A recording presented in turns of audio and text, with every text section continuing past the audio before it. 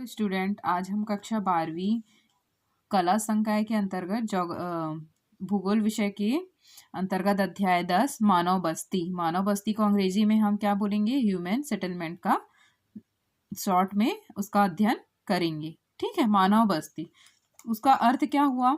मानव जिस स्थान को अपने मतलब रहने के लिए चुनता है वहां पर स्थायी अथवा अस्थायी रूप से झोपड़ियां या मकान बनाकर रहता है, उसे हम क्या बोलेंगे?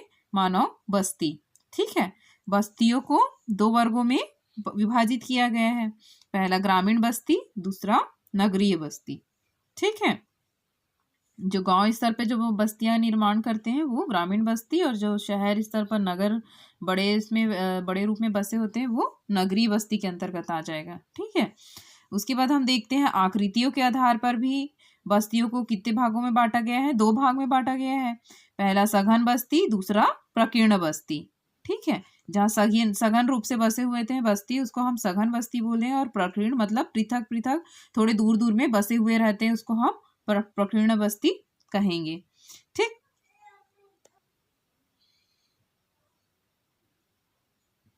ग्रामीण बस्तियों को जैसे प्रभावित करने वाले बहुत से कारक हो जाते हैं।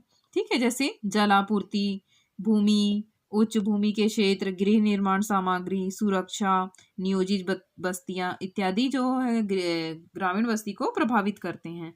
ठीक है। जल आपूर्ति में कैसे होगा? जल मानव जीवन के लिए अनिवार्य है, और बस्तियां नदियों, झीलों जैसे जल के स्रोतों के निकट ही स्थापित की जाती हैं, ताकि इनसे बस्तियों के निवास को जल सुगमता से उपलब्ध हो सके।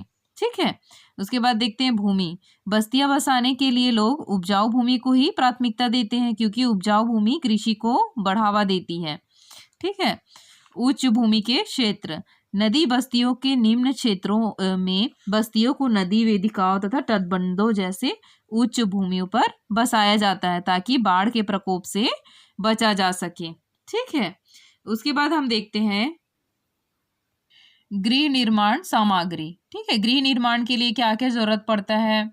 जैसे पत्थर, लकड़ी, मिट्टी, सरकंडे आदि इसमें प्रमुख हैं। वन क्षेत्रों में लकड़ी प्रचुर मात्रा में मिल जाती है, और निर्माण के लिए मुख्यतः लकड़ी का ही प्रयोग किया जाता है। ठीक है। ये सभी चीजें ग्रामीण बस्ती को प्रभावित करती हैं। ठीक। सुरक्षा कैसे? बस्ती का निर्माण करते समय सुरक्षा का भी विशेष ध्यान रखा जाता है, और बस्तियां सुरक्षित स्थानों पर ही बनाई जाती है। ठीक है। उसके बाद देखेंगे हम नियोजित बस्तियां। ठीक है।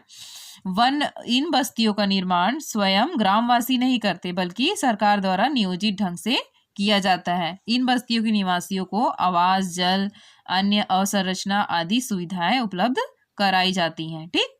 ग्रामीण बस्तियों की विशेषताएं भी प्रमुख होती हैं, जिनमें से है ग्रामीण बस्तियों में के निवास में जो लोग निवास जो करते हैं वो पहले प्राथमिक व्यवसाय में ही संलग्न होते। प्राथमिक व्यवसाय मतलब कृषि कार्य में ही संलग्न होते हैं। ग्रामीण बस्तियों के लोग सीधा का संबंध भूमि से होता है। कृषि यहाँ के लोगों का प्रमुख व्यवसाय होता है। ठीक है। ग्रामीण बस्ती के मकान स्थानीय उपलब्ध सामग्रियों से ही निर्मित होती है। ठीक।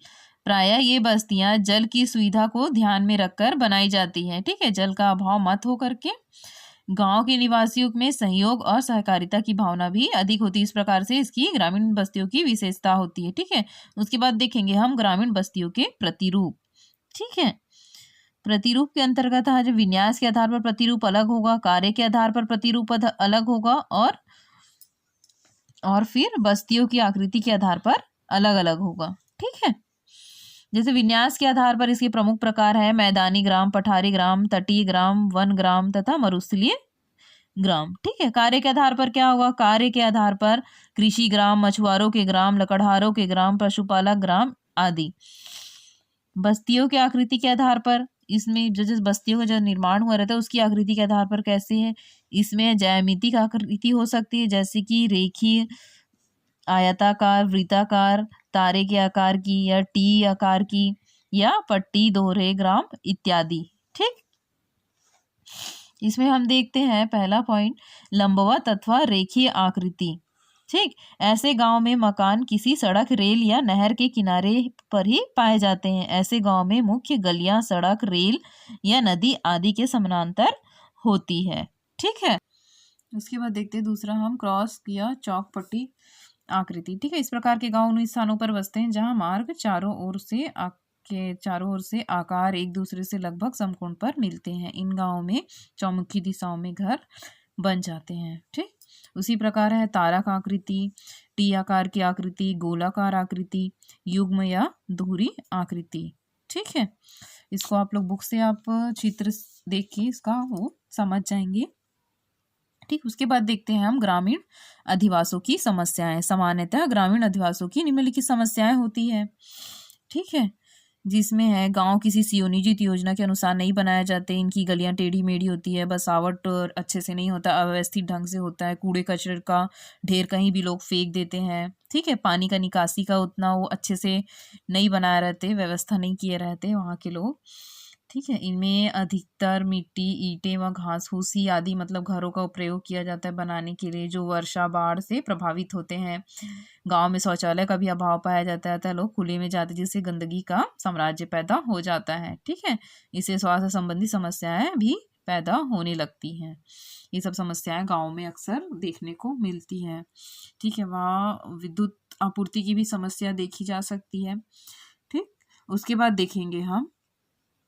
हम देखते हैं नगरीय बस्तियां। ठीक है, नगर एक समुदाय की शक्ति और संस्कृति के मिलने का सबसे बड़ा केंद्र है। यहाँ विभिन्न जीवों की व्यवस्था एक होकर सामाजिक दृष्टि से महत्वपूर्ण हो जाती है। यह सामाजिक संबंध का घोतक है। यह मंदिर, बाजार, न्यायालय और शिक्षा का घर होता है। यही नगर में सभ्यता की वस्तुओं का उत्पादन और आदान प्रदान होता है।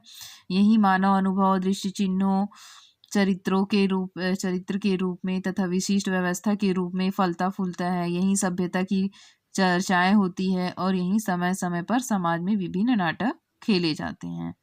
ठीक है, उसके बाद देखते हैं हम नगरीय बस्तियों का वर्गीकरण। ठीक है, उससे पहले हम नगर ग्रामों के विकसित रूप को ही क्या बोलेंगे, नगर बोलेंगे बड़े रूप में। ठीक है, विश्व के नगरीय अधिवासों के वर्गीकरण के अनेक आधार रहे हैं। कुछ प्रमुख आधार हम देखते हैं शॉर्ट में। जनसंख्या का आकार, ठीक, वैश्विक संरचना,